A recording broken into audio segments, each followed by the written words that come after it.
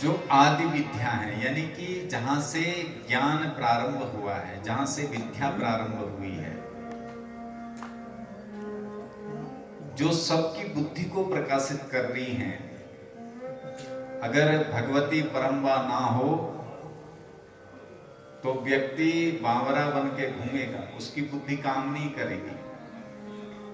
कुछ लोग ऐसे होते हैं जिनकी बुद्धि खराब हो जाती है तो पागल बन के घूमते हैं, उनको शुभ अशुभ, लाभ हानि, जय पराजय का फिर कुछ पता नहीं चलता है। पशु से भी बदतर उनका जीवन हो जाता है। तो जो सबके अंदर चैतन्य रूप में है, हम सबको जो आभास करा रही है, जो हमारी जो आंखें देख रही हैं, जो कान सुन रहे हैं, जो वाणी बोल रही है, ये सब उसी परम्बा की कृपा से संभव होता है। और यहां तक कि शिव ब्रह्मा विष्णु महेश, ब्रह्मा विष्णु महेश को भी वही शक्ति जागृत करती है। देखो, अगर शिव में इकार हट जाए, शक्ति हट जाए शिव से, तो शिव भी 100 बन जाता है।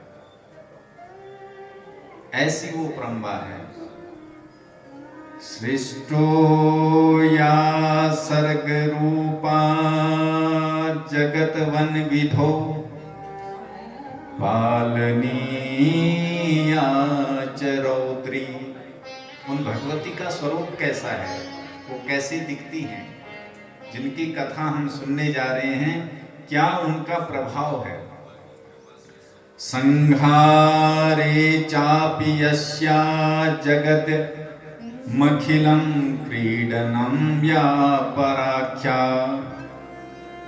पश्यन्ति मध्यमाथो तदनु भगवती वैखरी वर्णरूपा सास्मद्वाचं प्रसन्ना विदहरगिरी गिरिसाराधितालंकरोतु।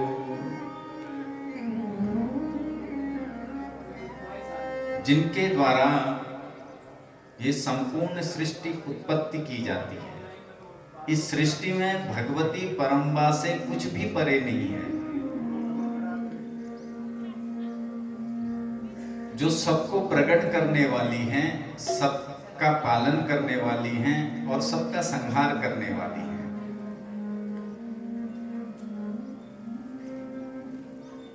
जब लय भगवती को करना होता है तो काल के रूप में वही रौद्र रूप लेकर के आती है। प्रेम से बोलो, जरा जोर से बोलो, जय माता दी।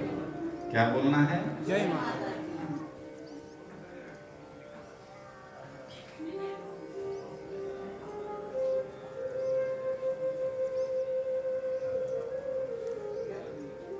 जिनका ये पूरा विश्व क्रीड़ा स्थल है, यहाँ पर वो क्रीड़ा करती हैं अनेक रूपों में। आप हम सबके रूपों में ही भगवती यहाँ क्रीड़ा कर रही हैं और हमको लग रहा है हम कर रहे हैं, पर सब कुछ करने कराने वाली वो परम्बा भगवती है। ये हमारी अज्ञानता है कि हमें लग रहा है हम कर रहे हैं, हम चल रहे हैं। जो परा, पश्यंती, मध्यमा और वैखरी, ये 4 प्रकार की वाणी में अभिव्यक्त होती रहती है। वाणी के रूप में भी जो हम शब्द बोल रहे हैं, ये भगवती का ही स्वरूप है। ब्रह्मा विष्णु निरंतर जिनका ध्यान करते हैं। अभी आप आगे श्रवण करेंगे, जब भगवती मणिलोक में बैठती हैं तो अपने नाखूनों को ऐसे छिटकती हैं। जब नखाग्र को छिटकती हैं तो हजारों विष्णु प्रकट होते हैं, हजारों शिव प्रकट होते हैं। ऐसा वो दिव्य मणिलोक है भगवती परम्बा का। नैमिषारण्य की पावन भूमि में 88,000 संत बैठे हैं और सब भगवती का ध्यान कर रहे हैं। इस प्रकार से आप और हम भी भगवती के चरणों में वंदन करते हुए नैमिषारण्य की भूमि में प्रवेश करते हैं। नैमिषारण्य का अर्थ है जहां जाने के बाद फिर मन इधर उधर नहीं होता है। कथा क्षेत्र का नाम ही नैमिषारण्य है। एक बार सब संत लोग ब्रह्मा जी के पास गए और ब्रह्मा जी से बोले, ए बेटा बातें मत करो, प्रेम से बोलो।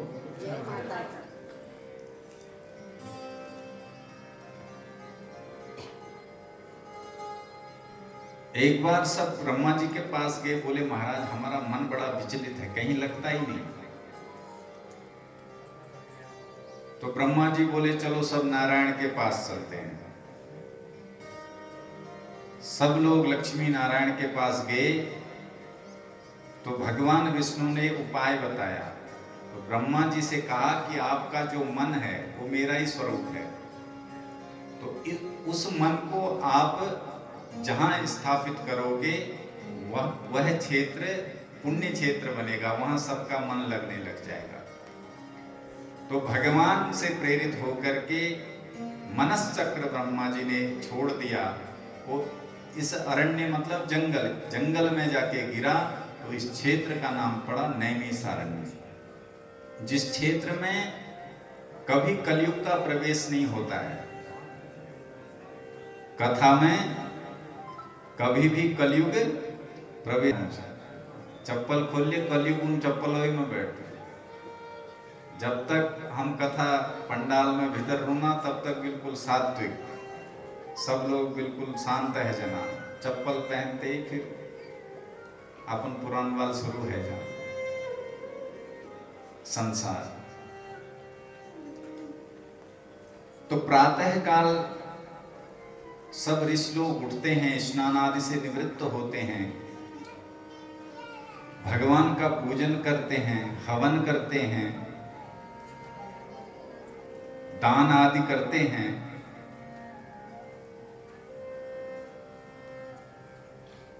आज नित्य की ही भांति सभी ने नित्य क्रम से निवृत्त होकर के सूत जी का दर्शन किया और सब लोगों ने सूत जी को वंदन किया।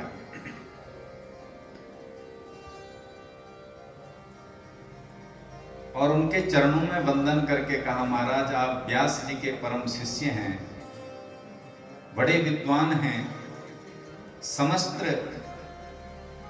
पुराणों के मर्मज्ञ हैं। हम आपसे सुनना चाहते हैं।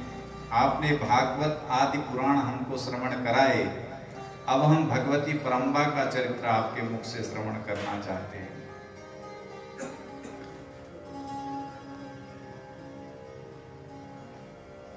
श्री सूत जी गदगद हो गए और सूत जी कहते हैं, अधुना श्रोतुमिच्छामः पावनात् पावनं परं भुक्ति मुक्ति प्रदं नृणाम् अनायासेन सर्वशः। ऋषियों तुम्हारा प्रश्न बड़ा उत्तम है। जो आपने पूछा वो श्रवण करिए कि कलिकाल में सबसे सरल जो साधन है भगवती की आराधना करने का, वो उनकी कथा है। क्योंकि जब तब नियम संयम में रहना बड़ा कठिन है और आप लोगों ने जो प्रश्न किया है इसमें आपका कोई स्वार्थ नहीं है। अत्यधिक प्रश्न जितने होते हैं स्वार्थपरत होते हैं। आप और हम भी जितने संतों के पास जाते हैं, जितने ब्राह्मणों के पास जाते हैं, कुछ न कुछ हमारा स्वार्थ रहता है। प्रश्न कुछ न कुछ निज हित की हम चर्चा करते हैं। पर ऋषियों आपने जो प्रश्न किया है भुक्ति मुक्ति प्रदम, आपने भुक्ति मुक्ति का प्रश्न किया है कि कैसे हम मुक्त हों। तो श्री सूत जी कहते हैं कि इतनी उत्तम दृष्टि महापुरुषों की ही हो सकती है।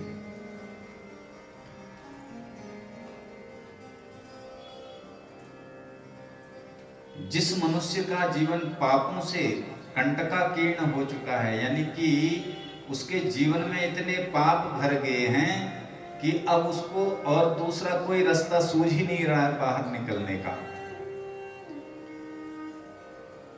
तब श्रीमद् देवी भागवत का एक शब्द भी उसके कानों में यदि चला जाए तो उन पापों से वो मुक्त हो जाता है। गंगा तीर्थ जितने भी उपस्थित हैं उनमें स्नान करने से जो फल नहीं मिलता है, जब तप करने से जो फल नहीं मिलता है, तथा न गंगा गया न काशी न नैमिषं नो मथुरा न पुष्करम। इन तीर्थों में जब तब स्नान करने का जो फल नहीं प्राप्त कर पाते हैं, वो यदि भगवती की कथा मात्र श्रवण कर लें तो वो पुण्य आत्मा बन जाते हैं, सब पापों से विनिर्मुक्त हो जाते हैं। बोलो भगवती मैया की। ऐसी ये भगवती परम्बा राजराजेश्वरी के चरित्र हैं, ऐसी इनकी कथा है। श्री सोनक जी कहते हैं, महाराज आप हमें ये बताइए कि ये देवी पुराण की विशेषता क्या है, इसको कितने दिनों में सुनना चाहिए, कैसे इसकी पूजा करनी चाहिए, क्या पूजा का विधान है और किन किन लोगों को सुनना चाहिए, कैसे व्यक्ति के मुख से सुनना चाहिए और कौन कौन सी सिद्धियां इस देवी भागवत से हमको प्राप्त हो सकती हैं, ये सारे चरित्र आप हमको श्रवण कराइए। श्री सूत जी कहते हैं कि प्राचीन काल में सत्यवती के पुत्र हुए श्री वेदव्यास जी। वेदव्यास जी के 4 शिष्य हुए, सुमंत, जैमिनी, पैल तथा वैशंपायन।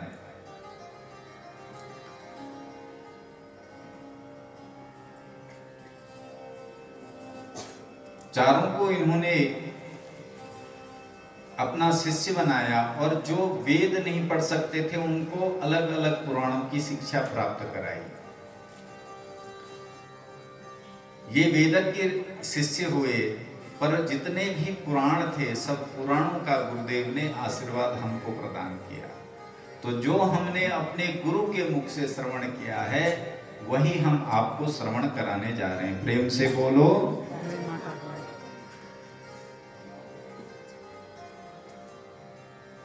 प्राचीन समय में जन्मेजय जो राजा परीक्षित, आपने श्रीमद् भागवत सुनी है, श्रीमद् भागवत में राजा परीक्षित जब ध्यान में चले जाते हैं, जब तक्षक नाग उनको डसता है, श्रीमद् भागवत में तो बोले कि परीक्षित मुक्त हो गए, पर देवी भागवत के अनुसार वो मुक्त हुए नहीं थे। उनके पुत्र यानी कि जन्मेजय ने देवी भागवत का यज्ञ रखवाया। गुरु से पूछा कि मेरे पिता की मुक्ति कैसे होगी, तब उन्होंने बताया कि आप श्रीमद् देवी भागवत का अनुष्ठान अपने घर में करवाइए। तो राजा परीक्षित के पुत्र जन्मेजय ने बड़ी धूमधाम से कथा रखवाई और 9 दिन तक उन्होंने इस पुराण को राजा परीक्षित को श्रवण कराया। तो वो दिव्य रूप धर करके भगवती के मणिलोक को प्रस्थान किए, मुक्त हुए। यह पुराण चारों पुरुषार्थ को देने वाला है। श्रद्धा भक्ति पूर्वक जो इसको सुनते हैं उनकी कभी दुर्गति नहीं होती है। अमृत को पीने से तो केवल मनुष्य अमरत्व को प्राप्त करता है। अगर किसी को अमृत मिल जाए तो वो स्वर्ग चला जाएगा, और स्वर्ग में भी बोले कब तक रहेगा, जब तक उसके पुण्य है। छिन्ने पुण्यम मृत्युलोकम विसंति, जब पुण्य क्षीण हो जाएंगे फिर मृत्युलोक में आएगा। और और फिर मृत्यु लोक में पापों का उसका लेखा जोखा देखा जाएगा कि पहले कौन से पाप का दंड दिया जाए। प्रेम से बोलो, जरा जोर से बोलो। ऐसा नहीं है कि हम लोग धर्म कर्म कर रहे हैं तो हमको नरक नहीं जाना पड़ेगा, ये जरूरी नहीं है। क्योंकि यदि जब खाता देखा जाएगा तो जो हमारे पाप हैं, हमने जो पाप किए हैं, चाहे वो कोई भी हो, गृहस्थी हो, ब्राह्मण हो, साधु हो, संत हो, तो उस पाप का दंड उसको भोगना ही पड़ेगा, भले ही कितने जन्म लग जाएं उसको भोगने में। एक बार एक चींटा चढ़ रहा था दीवार पर और भगवान कृष्ण और रुक्मिणी बैठे हुए थे। वो गुड़ की तरफ भाग रहा था पर दीवार में चढ़ नहीं पा रहा था, बार बार गिर रहा है, बार बार चढ़ रहा है। तो भगवान कृष्ण को बड़ी हंसी आई। रुक्मिणी ने कहा, महाराज इतना क्यों हंस रहे हैं आप? बोले, इस चींटे को देखो। चींटा मतलब पचंचा किरमो, काल वाल, एक तो लाल वाल हो नन्ना वाल, एक ठुल वाल हो काओ, तो किरमो चढ़न दीवार में और भगवान हंसने। तो रुक्मिणी को हंसने क्या हम रहा महाराज को, यू जो किरमो सु चढ़न दीवार में सु 3 बार इंद्र रहे और आप तो एक हालत देखिए से अरे किरमो बन रहा भी कूड़े थे वो मल्ली चढ़ना विचार लुट गिरना। तो जो देवताओं का राजा रहा है उसको भी चींटा बनना पड़ता है।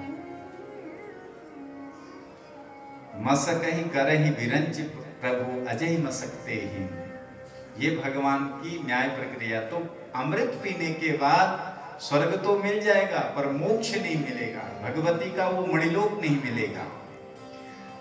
तो बोले जो श्रीमद् देवी भागवत की कथा है ये दिव्य औषधि है, कथा मृत इसका नाम है। इसको सुनने के बाद फिर जन्म मरण का चक्कर ही छूट जाता है, वो अजर अमर हो जाता है, वो भगवती का पार्षद बन जाता है। मलिन हृदय वाला, पापी, मूर्ख, मित्र दोही, वेद निंदक, प्राणी हिंसा करने वाला, जो बकरे मुर्गे काटते हैं, और नास्तिक जो कभी आस्था रखते ही नहीं, न संतों पे, न ग्रंथों पे, न देवी देवताओं पे, ऐसे नास्तिक लोग भी यदि श्रीमद् देवी भागवत की कथा सुन लें तो वो भी मुक्त हो जाते हैं, उन पापों से वो विनर्मुक्त हो जाते हैं। ऐसी महत्ता है इस देवी भागवत की। सर्वयज्ञेषु तीर्थेषु सर्वदानेषु यत्फलम् सुकृतः पुराण श्रवणात् तत्फलम् लभते नरः। सर्वयज्ञेषु, सभी यज्ञों को करने का जो फल मिलता है, जैसे शतक्रतु, 100 यज्ञ करने के बाद व्यक्ति शतक्रतु बन जाता है, इंद्रासन का अधिकारी हो जाता है। तो बोले सर्व तीर्थेषु, सभी तीर्थों में भ्रमण करने पर, तीर्थ स्नान करने पर, तीर्थों में पूजा करने पर भी जीव पवित्र हो जाता है। सर्वदानेषु, सब कुछ दान करने पर भी पवित्र होता है। पर जो फल इतना कर्म करने से नहीं मिलता वो 9 दिन में केवल देवी भागवत सुनने से मिल जाता है। अब सारे तीर्थ करेंगे तो वैसे तो 3000 लगभग तीर्थ हैं, पर मोटे मोटे भी आज के दशांश के रूप हिसाब से भी चलो तो 300 तब भी मान लो। इतने तीर्थों में भ्रमण करने में पूरी उम्र बीत जाएगी, और उम्र तो बीत जाएगी, जो कमाया है वो भी सब चला जाएगा। तो सबसे सरल साधन है कि नहीं, इतना कुछ करना ही नहीं है, केवल 9 दिन बैठ करके कथा सुन लेनी है।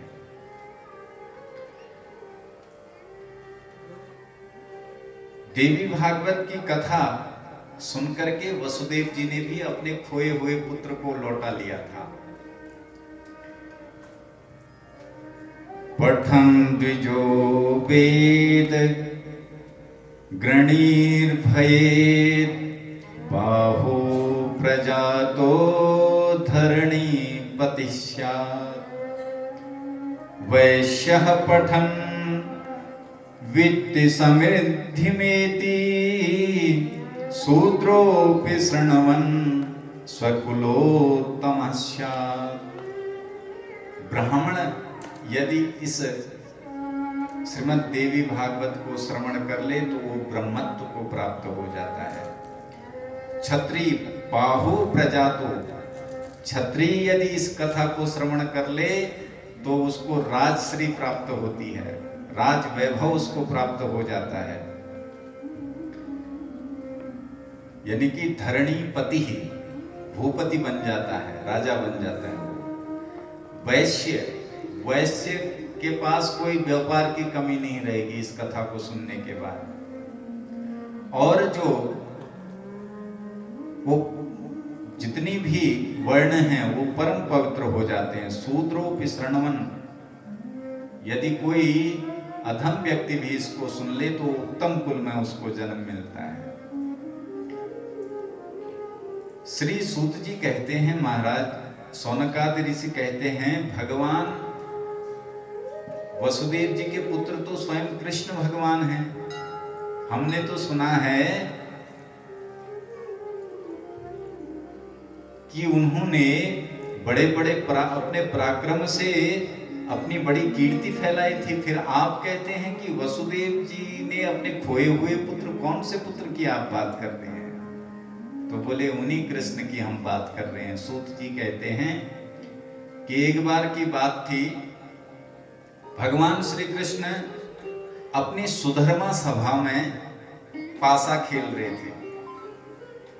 पहले, आजकल तो उसका अभ्रंश स्वरूप जुआ हो गया, आजकल तो पैसे का जुआ खेलते थे। पहले जैसे आप और हम लोग लूडो खेलते हैं, कुछ लोग मनोरंजन के लिए अपने परिवार में, तो इस तरह से भगवान अपने परिवार के साथ में बैठ करके पासा खेल रहे थे। पर दूर से सूर्य का जैसा तेज आते हुए देखा सभी ने, तो सबने कहा देखो लगता है सूर्य देव उतर करके आ रहे हैं द्वारिका की ओर। भगवान कृष्ण ने जब देखा तो कहा सत्राजितः भोजवंश्यो द्वारवत्यां सुखं वसन्। ये भैया सूर्य नहीं, ये सूर्य भक्त है सत्राजित। भोजवंश में पैदा हुआ ये सत्राजित, इसने भगवान सूर्य की ऐसी आराधना करी कि भगवान सूर्य ने इसको मणि दे दी। इस मणि का नाम था समंतक मणि। और ये समंतक मणि करती क्या थी? बोले 8 बार सोना देती थी। 8 बार का मतलब 7-8 क्विंटल।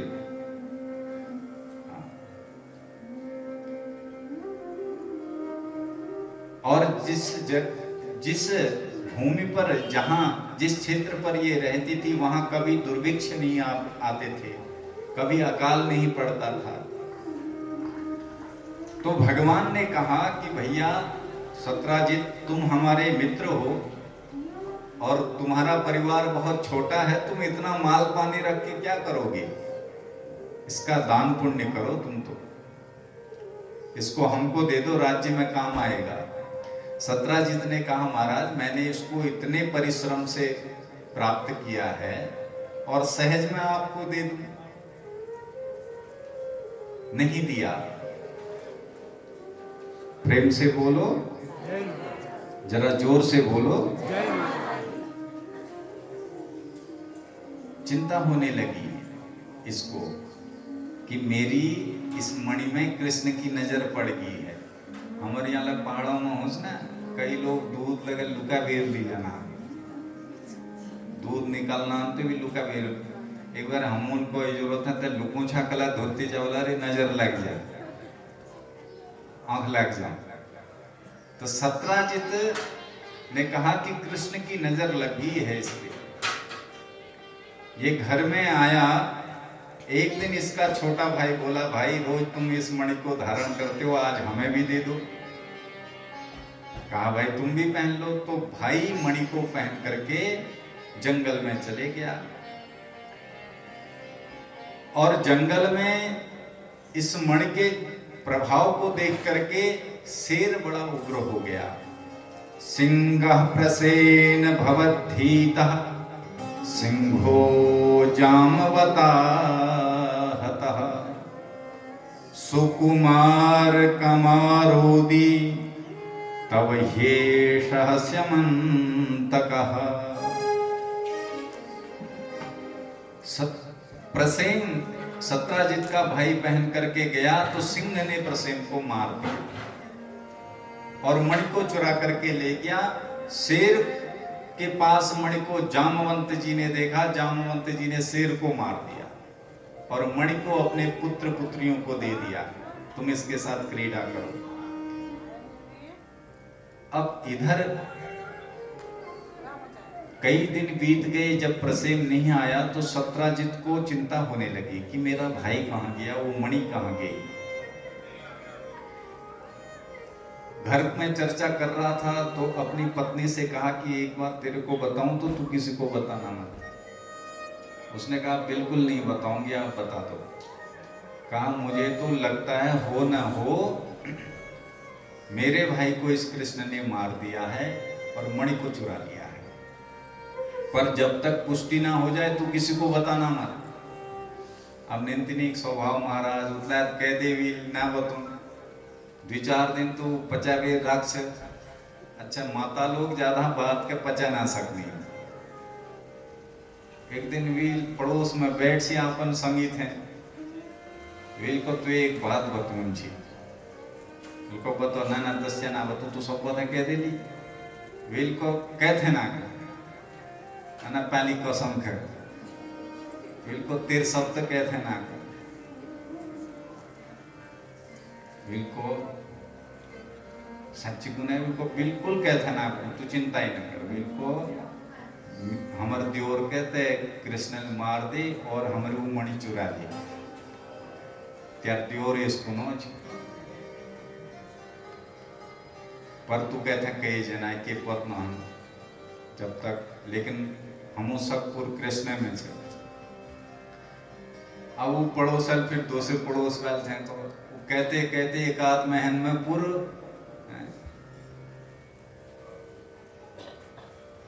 सब इलाके में फैल गए बात। अब कृष्ण भगवान के कानों में भी वो बात चली गई कि लोग कह रहे हैं कि ये कृष्ण प्रसेन का हत्यारा है। तो भगवान कृष्ण ने कहा ये तो खामोखा का कलंक लग गया मुझे, क्योंकि समाज में ये जो कलंक है ये काजल से भी काली होती है। अब इससे कैसे बचा जाए? बोले अब एक ही उपाय है, जब मणि ला करके मैं सत्राजित को सौंपूंगा तब उसको भरोसा होगा।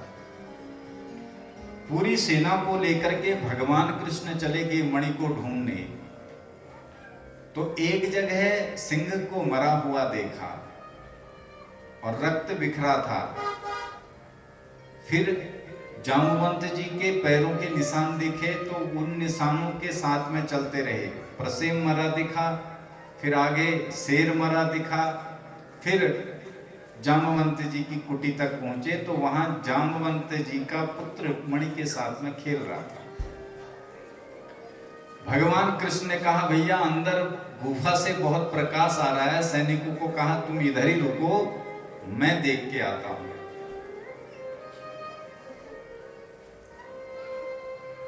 अंदर जब भगवान कृष्ण पहुंचे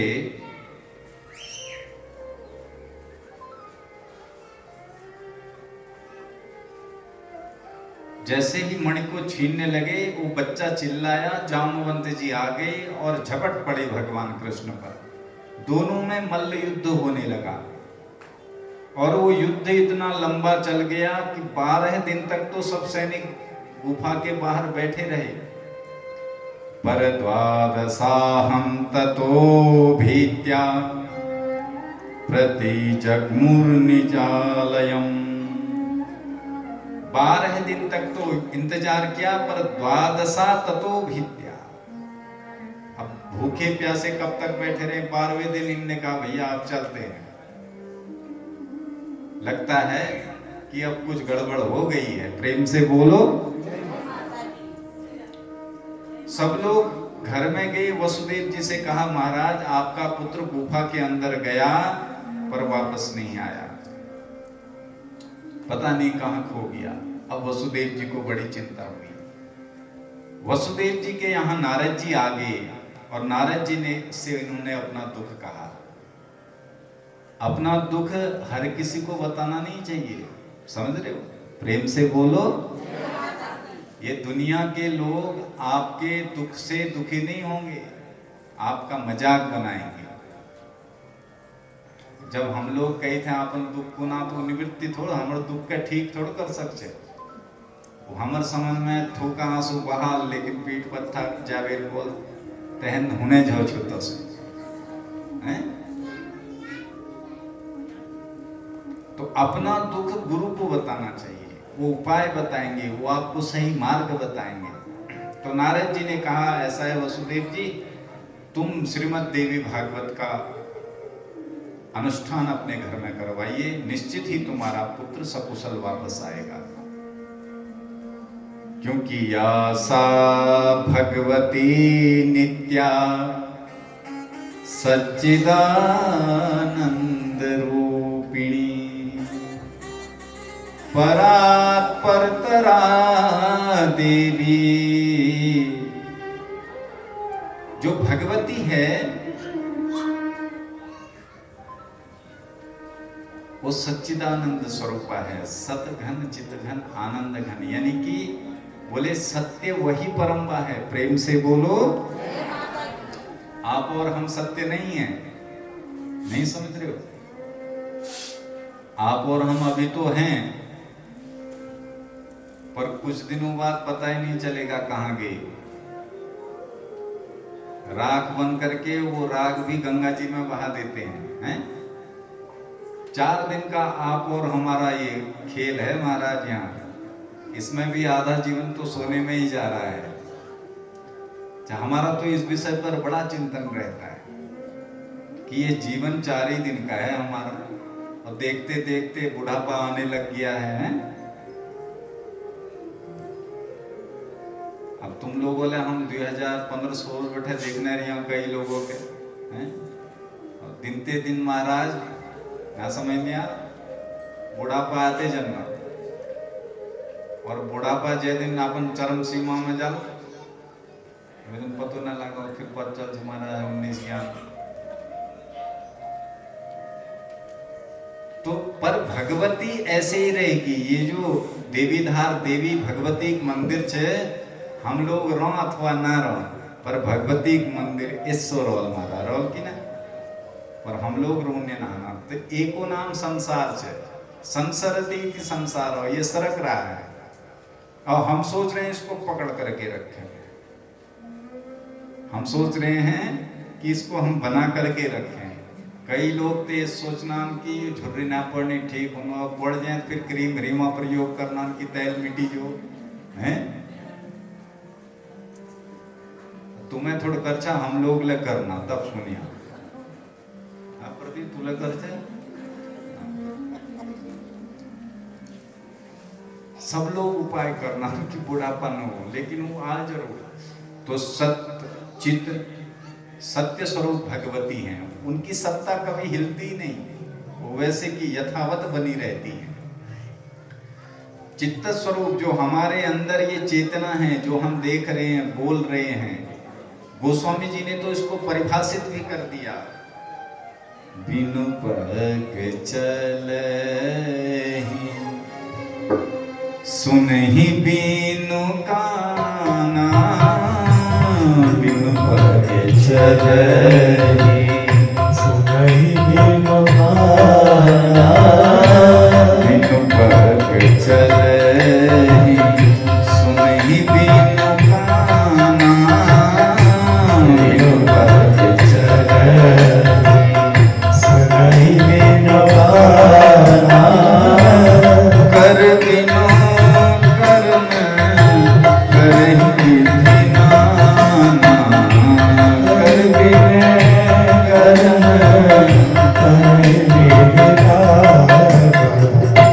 आनन रहित सकल रस भोगी, आनन रहित सकल रस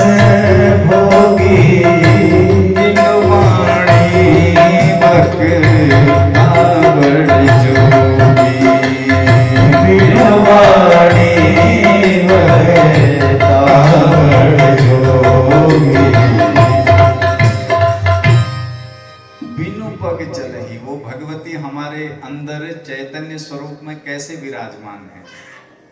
तो गोस्वामी जी कह रहे हैं कि सत्ता वही है, एक ही है वो बिना पैर के चल रही है। हमको लग रहा है हम चल रहे हैं। अगर हम हिटने होना तीन खुट्टत मरना वाले रोना की ना, एक दो दिन तक रखना ने, अगर कोई रात में मर गए तो रत्ता लेखते भी रखना है। और अगर टांग भी अगर मुड़िया रह गए रात में, वो धस ही दियो नहीं। तुम लोग को पत हो कि ना हो, हमारे बाबूजी और सबको पत हो, बिल्कुल लग रोना खींचते खुट है। लेकिन उस दिन ना खुट्टू उन्हें छे, लेकिन आप चलना कला की जो चलने वाले, जो हिटने वाले छे, वो निस्गा आंख मुने रोना, मरना बाद घड़वा जा तड़ी रोना, लेकिन देखीन के ना कला की जो आंखा बैठे देखने वाली छे, जो सत्ता हमारे भीतर देखने वाली छे, वो निस गए। तो हम लोग देखन कब तक रहे, जब तक वो भगवती हमारे भीतर चैतन्य रूप में विराजमान छे। सुनना हम तब तक रहे, बोलना हम तक